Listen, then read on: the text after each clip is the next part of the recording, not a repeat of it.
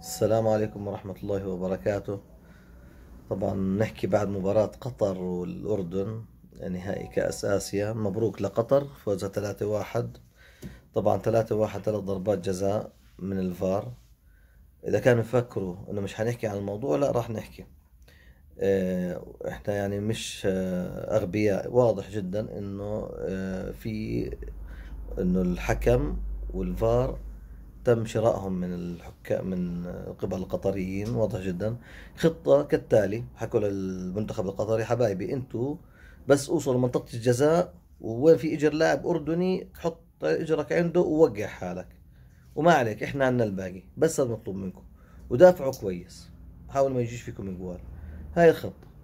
قدرتوا والله تعملوا هيك، من ضربات جزاء، وفعلا نجحوا 3 مرات يقدروا يوصلوا لمنطقة الجزاء ويحطوا اجرهم جنب الاردنيين ويوقعوا حالهم. وعلى طول الحكم بيرجع قال فار وضربة جزاء. طبعا واضح جدا انه كلهم مش ضربات جزاء يعني.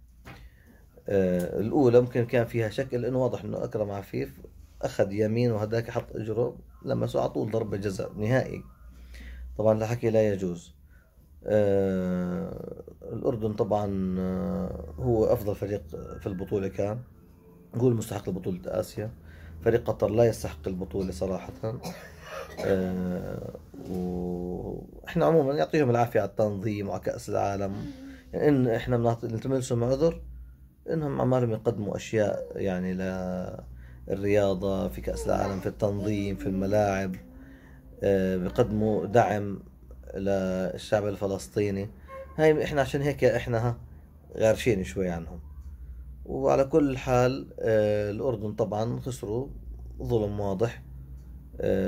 حكم واضح جدا انه صيني. الصينيين منتشر عندهم الرشوة. ما بتهم كل الصينيين، الا انه منتشر عندهم الرشوة يعني، ومعروف يعني. هارد لك للمنتخب الأردني، وإن شاء الله إنهم يعني يحتفظوا بهاي النواة من المنتخب ويحسنوها ويطوروها ويتلافوا الأخطاء ويكونوا أكثر فعالية في المستقبل.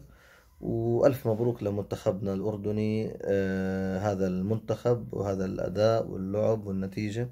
طبعا وصيف كأس آسيا نتيجة خالدة حتتخلد بسجلات آسيا.